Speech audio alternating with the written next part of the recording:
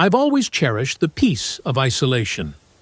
That's why I chose a secluded cabin deep in upstate New York, miles away from the nearest neighbor, enveloped by endless whispering woods. It was my haven, a retreat from the chaos of the world. At first, the quiet was a balm to my soul. I spent my evenings on the creaking deck, watching the interplay of moonlight and trees, and savoring the solitude with a cold beer in hand. But 2 weeks ago, everything changed. It began innocuously. One cool evening, while I sat on my deck, I heard the snap of a twig in the distance. I assumed it was nothing more than a deer venturing through the forest, and I dismissed it with a quiet sigh. As days turned into nights, the sounds persisted. First came the occasional rustling in the undergrowth, a whisper of movement among the trees. Then, one night, I heard it clearly. A deliberate scratching, low and steady, coming from the side of the house. I remember standing frozen on the deck, my heart thumping louder than the distant call of an owl. I strained my ears, trying to locate the source, but the trees stood silently, their branches unmoving in the stillness. I told myself it must have been the wind, or perhaps a raccoon seeking shelter. The following night, the scratching returned, this time more insistent and unnervingly close. Right outside the spare bedroom window. I moved cautiously to the window, my fingers trembling as I pulled back the curtain. Outside, there was nothing but the deep black of the night, punctuated only by the sway of trees. Yet, in that moment, every instinct screamed that I was not alone. Determined to dismiss my rising anxiety, I convinced myself it was nothing more than a branch tapping against the glass, or my imagination playing tricks on me. But then, a new sound emerged, a rhythmic, light tapping that made my blood run cold. I grabbed my flashlight with shaking hands, stepped onto the porch, and swept its beam into the dark woods. The narrow beam landed on something that made me stop dead in my tracks. A figure standing just beyond the tree line. It was motionless, an unyielding sentinel in the night, watching me. I called out, my voice cracking, "Hey!" But the figure remained unmoved, its form shrouded by the impenetrable darkness. Panic surged through me. I retreated quickly, bolting inside and double-checking every door and window, locking them as if the act could bar entry to what lurked beyond. That night, sleep was a stranger. The sound of that eerie tapping haunted my every moment. The following day, I combed the yard and discovered deep, unmistakable scratches on the wooden frame beneath my bedroom window, like the desperate marks of claws, too deliberate to be made by any ordinary animal. I haven't stepped outside after dark since that fateful encounter. Every evening, as the clock nears midnight, the tapping resumes. Each night, it grows louder, as if whatever is out there grows bolder with each passing moment. Then came a night I will never forget. A night when the terror escalated beyond measure. It was just before midnight. I had barely dozed off when a harsh sound shattered the silence. A loud, unnerving knock on the window that jolted me upright in bed. I froze, heart pounding, as I stared at the dark glass. For a split second, everything was still. Then, without warning, the window burst open with a deafening crash. A cold gust of wind slammed into the room, and a figure lunged forward with a scream that pierced the night. I scrambled backward, tripping over scattered belongings, as the room filled with the sound of my frantic breathing and the fading echo of that terrifying screech. In the brief chaos, I caught a glimpse of a face twisted in anguish before the intruder vanished as quickly as it had appeared, leaving behind only the lingering echo of terror and an overwhelming sense of dread. Now, every night before midnight, I brace myself for the unknown, the tapping, the scratching, And that heart-stopping moment, each is a reminder that the silence I once loved has become a conduit for fear. And I cannot shake the feeling that something, or someone, is watching, waiting for the moment to reappear. What would you do if you found yourself in a place where the very night seemed to whisper warnings? Share your thoughts, and remember, the quiet may hold secrets that are best left undisturbed. Some houses hold secrets. Secrets that creep into the corners of your life when you least expect it. This is a memory I can't unsee, a nightmare that started the moment I thought I was alone. The move. When I was 21, I claimed the basement of my folks' old house as my own. It wasn't fancy, just a dim, cramped space with a tiny kitchen, a sagging couch, a bedroom with peeling paint, and a bathroom that always smelled faintly of mildew. But it was mine. A rusted side door gave me my own way in, and a narrow staircase connected me to the main house, sealed off by a heavy door with a stubborn lock. My parents were gone most of the time, chasing trips across the country, leaving me with the run of the place. It was freedom, or so I thought. Looking back, I should have checked that lock twice. The night of chaos. It was a Friday when I invited my buddies Marcus and Eli over. Nothing big, just cheap whiskey, a playlist of distorted metal tracks, and a basketball game flickering on the television. The bass thumped through the walls, drowning out the world beyond. We were loud, sloppy, lost in the haze of it all. I didn't think much of it when I stumbled up the stairs to raid the upstairs fridge me. Little cooler down below couldn't keep up. The stairway door creaked as I pushed it open, and I left it that way. Why wouldn't I? It was my house, my rules. The night blurred on.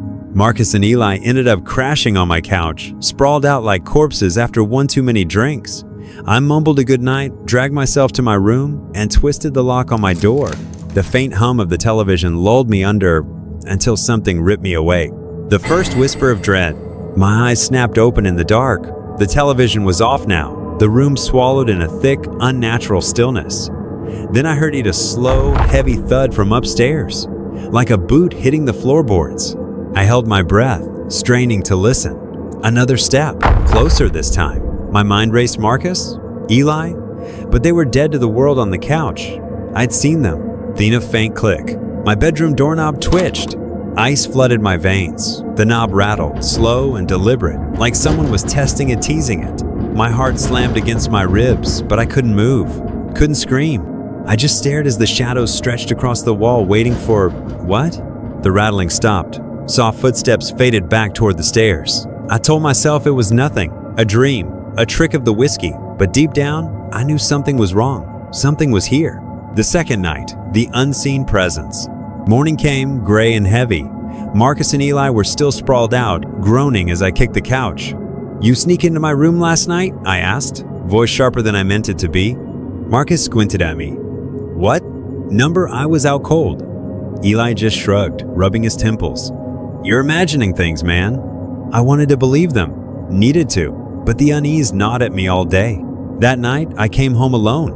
No drinks this time, just bone-deep exhaustion. I showered, the steam fogging the cracked mirror, and collapsed into bed. The television flickered on, casting jittery shadows across the room. I let it play, a weak shield against the quiet, until I finally switched it off. That's when it started. A low groan echoed from the ceiling above, like the house itself was shifting. Then a single, deliberate step, right over my head. My pulse roared in my ears. I sat up, clutching the sheets, staring at the ceiling as if it might crack open. Another step, then another, slow, stalking. The doorknob twisted hard this time. No hesitation. A dull thump hit the wood, then a dragging sound like jagged nails clawing down the door. My breath hitched. I fumbled for my phone, texting Marcus, "You home yet? Hear anything weird?" No reply. Eli didn't answer either. The scratching stopped. Silence pressed in, thick and suffocating. But I could feel it, something lingering just beyond the door. Watching, waiting. Sleep never came. By the third night, I was a wreck. Every creak, every gust of wind outside set my nerves on fire. I wasn't imagining this. Something was in my house, something that didn't belong. When the footsteps started again, I didn't wait. I grabbed a dented baseball bat from under my bed and wedged myself into the corner, eyes locked on the door. The steps grew louder, closer, until they stopped right outside. A low, rasping breath slithered through the gap beneath the door. My hands shook as I dialed 911, whispering into the phone, "There's something here. It's outside my room. Please, get here fast." The operator's voice was calm, too calm, telling me to stay put. I gripped the bat tighter, ready to swing at whatever came through. Minutes dragged like hours, then boots on the stairs, voices shouting my name. The cops burst in through the side entrance, flashlights slicing through the gloom. I stumbled out, nearly crashing into them, babbling about the noises, the door, the thing. They nodded, grim-faced, and motioned for me to stay back. I watched them climb the stairs, their shadows twisting on the walls. They swept the kitchen, the living room, nothing. Then a faint shuffle drifted from my parents' bedroom. My stomach dropped. One officer nudged the door open with his boot. The other raised his gun. And there it was. This isn't over. Smack subscribe, unless you want it knocking on your door next.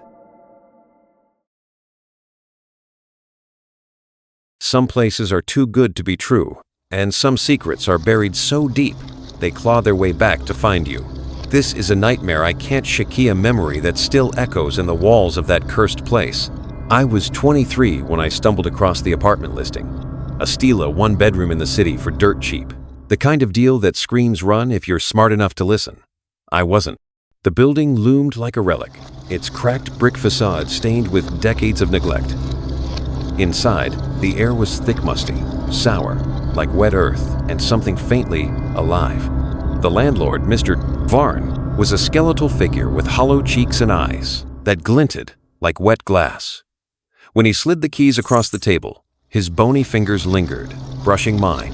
"Stay where you're meant to," he rasped, voice like dry leaves. "Some doors, they ain't for opening." I forced a grin, brushing it off as old man weirdness. But the way his gaze lingered unblinking, unhuman, stuck with me. I should have turned back right then. The first few nights were suffocatingly quiet. No horns blaring outside, no footsteps overhead, just a void that pressed against my ears. It was the kind of silence that makes you jump at your own shadow. It started as a faint rustle, like paper shifting in the wind. I blamed the ancient Walsold building's groan, right? But night after night, it grew. A slow, dragging scrape. Not from the ceiling or the floor, but inside the walls. I'd lie there, eyes wide in the dark, tracing the sound. It wasn't random. It was careful, calculated, like something was pacing behind the plaster, matching my breaths. I told myself it was pipes, mice, anything but what my gut screamed. Someone's there. A week in, I found it. The basement laundry room was a dungeon, flickering bulbs, damp concrete, and a stink of mold that clung to your skin. I was tossing clothes in the dryer when my flashlight caught it. A steel door, sunken into the far wall. It was rusted shut, bolted with a chain, except the chain dangled loose, its links snapped clean. A chill slithered up my spine. The air around it felt wrong heavy, like it was holding its breath. I stepped closer, hand trembling, when a voice sliced through the quiet. "Don't." I spun around. The janitor, an old man with a face like crumpled paper, stood in the doorway, his shadow stretching too long. "What's behind it?" I asked, voice shaky. His eyes narrowed, dark and unreadable, something that don't like company. He shuffled off, leaving me alone with the door and the faint, wet sound of breathing seeping through the cracks. I should have run. Instead, I stayed. That night, the door haunted me. The broken chain, the janitor's warning. My curiosity or stupidity won out. At 1 a.m., I crept downstairs, crowbar in one hand, flashlight in the other. The basement was a tomb, the air so still it hurt to breathe. I jammed the crowbar into the door's edge and heaved. It screamed open, metal grinding on stone, and a wave of rancid air poured out, rotting meat and something sickly sweet. My light pierced the blackness. A tiny, coffin-like room, a mattress, black with grime, torn rags in a heap, cans of food, crusted and empty, and the walls gouged with claw marks, deep and desperate, stretching toward the ceiling like something had tried to climb out. My stomach lurched. Someone had been here, trapped, alive. Thina, low, rattling breath, right at my neck. I swung around, flashlight slashing the dark. Nothing. Just shadows. But that breath, I'd felt it. Damp and hot against my skin. The walls groaned. A slow, dragging shuffle started inside the moving closer. My legs locked, every nerve screaming to flee. The sound circled, deliberate, like it was hunting me. I bolted, feet pounding up the stairs, slamming my apartment door shut. I twisted every lock, hands shaking, but the truth sank in. Locks don't stop what's already inside. Sleep was a lost cause. I perched on the couch, clutching the crowbar, eyes darting to every corner. The hours crawled by, thick with dread. At 3:33 a.m. it came. A soft creak, not from the walls, from my bedroom. I turned, slow as death, and saw it. The bedroom door closed when I'd gone to bed no ajar. A sliver of black yawned beyond it. My heart stopped. I hadn't touched that door, hadn't even gone near it. A whisper slithered out gravelly, broken. You shouldn't have looked. The door inched wider. Something shifted in the dark just beyond the light. I didn't wait to see it. I ran out the apartment, down the hall, into the night, the crowbar clattering behind me. I never went back. The landlord didn't ask questions. When I ditched, the lease just smirked, like he'd known I'd break. Weeks later, I heard the building was condemned. They found something in the basement, they said. Something that shouldn't have been there. But last night, I woke up to a sound.